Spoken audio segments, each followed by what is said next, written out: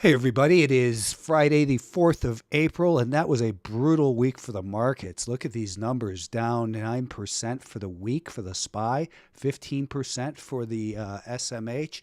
Just brutal here. The only thing that gained any ground was the bonds, and I guess Bitcoin was up for the week. I colored that improperly, but look how high off how much we're off the highs year to date.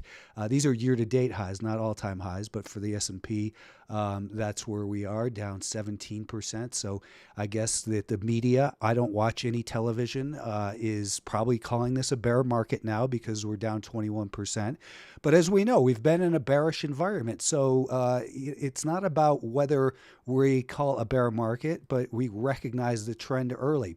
For the SPY, we saw last week that the anchor from the all-time high did act as supply, and then we just got annihilated this week. We had a couple days of upward movement, and then, of course, we had the event, which was the tariffs news. I got out and told everyone else to get out ahead of that event because this was a counter trend rally with a declining 5-day moving average, and we just got the crap kicked out of it the last 2 days. So, when we look at the daily chart, there's a number of things we look at. One, we had mentioned previously the measured move, and I thought that might be something we obtain in the next several months, but we got it today and even went below it at 515. We also undercut the, when you look at this low right here, we undercut the 50% retracement and the anchor off of this prior peak. So we really need to look at the weekly charts. And, this is something that, someone asked me the other day, why did I sound condescending in a certain video? And my answer was, I'm not trying to sound condescending. Of course, that's never my goal. My goal is to let people know when we're over here and we're declining and we're below all these moving averages, and it's clear that the sellers are in control. As I've been saying, as long as we're below the 20 and 50-day moving average, I'm looking at this market with a high level of caution and suspicion. And I want people to recognize the seriousness of what can happen. I did not predict this sell-off. No one did. The point is, it's possible that this stuff happens. So if you're going to counter trend trade, do so in the direction of the 5-day moving averages. And there's only been a couple of days all year that we've really had an opportunity to make money on the long side with that 5-day moving average. We've been below a declining 5-day moving average for most of this year. And it's not just whether we're above the 5-day moving average, but what's the direction of it over here. That's what the real caution was. So let's back it up to a weekly time frame. And again, here's the anchor off of the 2023 fourth quarter low. We drastically undercut that. The next level of interest is the anchor off of this low right here, and that would bring this market down to 491. So when we look at the Fibonacci off of the 2022 low, we undercut the 38.2% retracement. And listen, the path of least resistance is lower. There is big trouble out there. This is, again, you're fighting institutional selling. There was a little table yesterday that someone showed on Twitter talking about and I retweeted it, talking about how institutions have never sold at a faster pace. And somebody responded to that tweet saying, well, that's probably a bullish thing. And there's no way that's a bullish thing. We knew that institutions were selling over here because it was in a decline. That's not because you're selling your 500 shares or your 1,000 shares or your 10,000 shares. It's because institutions are liquidating millions and millions of shares. We closed right on the low, so we remain guilty till proven innocent. As I always say, there's no such thing as down too much when there's still sellers. And this is starting to feel like some forced liquidations, meaning institutions that are in over their heads are being forced to liquidate to answer margin calls. Who trades on margin like that? Well, big hedge funds, of course. And they are clearly concerned or in trouble and being liquidated. The NASDAQ, right down to the anchor from this. I don't even know why I have that anchor here. Let's clean this all up. Let's start over. We'll start from here. This is the anchor off the 2023 low. And then the next level was this. That's where we hand off. And then the next handoff occurred right here. Well, we smashed through that level, which had been holding.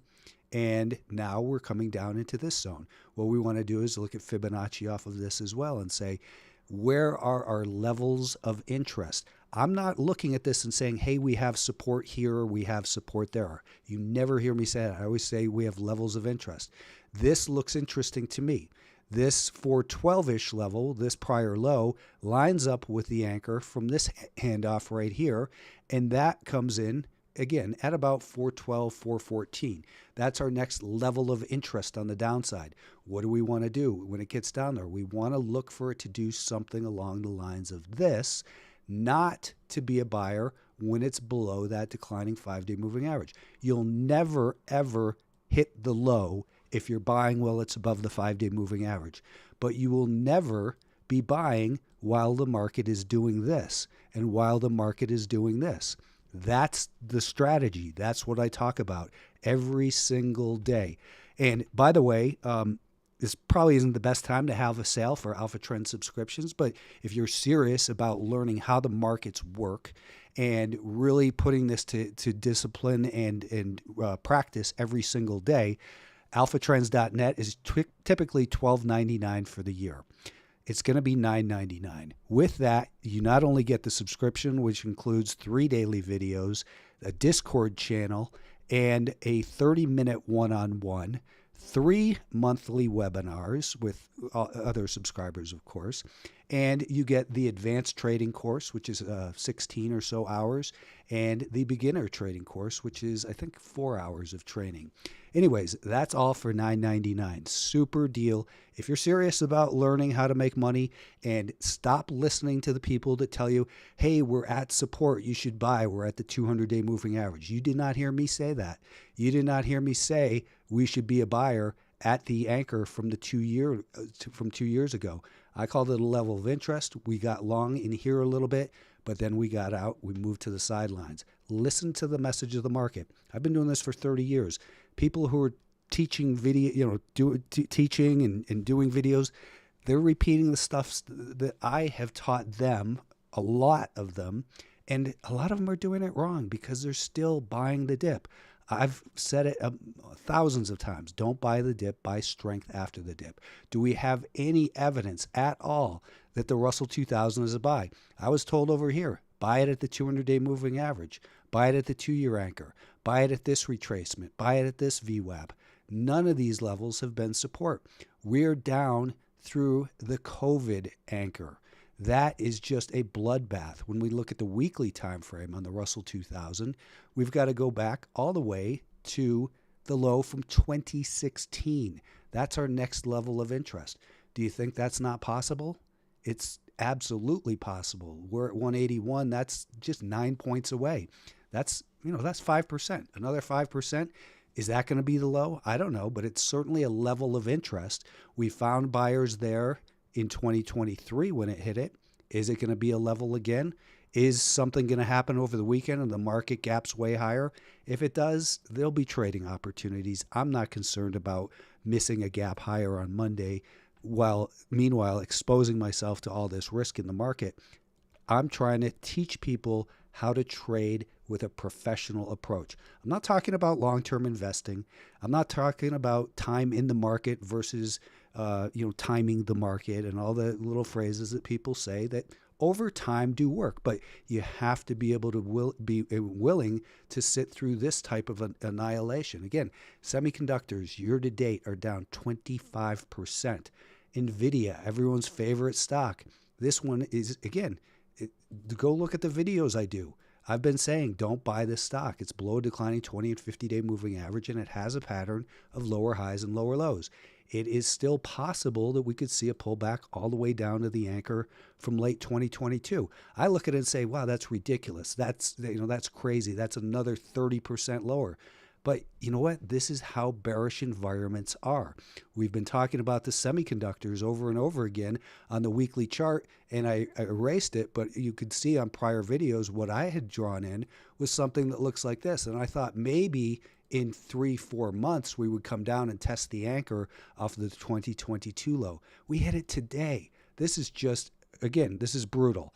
And my goals at Alpha Trends are to help you make money, help you avoid losing money, and I've been doing a better job than anyone else out there of helping people avoid losing money. That's a fact. Now you look at it and say, here we are at a level of interest. We've retraced 50% of that, but it doesn't mean it can't go lower. There's no such thing as down too much when there's still sellers out there. That's something I always say as well. Biotechs, you don't buy the weakest group. You just look at this and say, here's the anchor from the inception of this ETF. So the average price paid for the XBI since this ETF came into existence is right here at, let's just eyeball it, 82, 83. It's at 73. The average person over this 20-year period is down 13%. That's just awful. And there's no sign at all that it's done going down. We can't look at this and say it's at support or it's finding buyers. All of these markets closed pretty much at the lows, and they're selling off even more after hours right now. So don't buy the dip. It's stuff I say all the time. This reversal came fast and furious in the financials, all the way down through the 2-year anchor, all the way down to, let's take a look at the anchor off of the late 2023 low. That looks reasonable to expect. Earlier this week, I thought, hey, maybe the energy names are going to lead us out of here, but energy's not leading. If you were long this, here's what I told subscribers. If you bought it, I don't trade energy names. You hear me say that all the time. That the way that, if let's say you bought over here, it sucks, but you give it the first 5 minutes of the day. If it makes a new low after the first 5 minutes, you sell it right here at $89.70. That was a good sell because it's down another 12.5% from there. When the trades don't work, you move to the sidelines, you take your losses quickly, and you sell right here, not holding it down here. That's the way the market works. Let's take a look at, oil. This is something I posted on Twitter a couple weeks ago saying that it's possible we're going to head down to the anchor off of the 2015 low.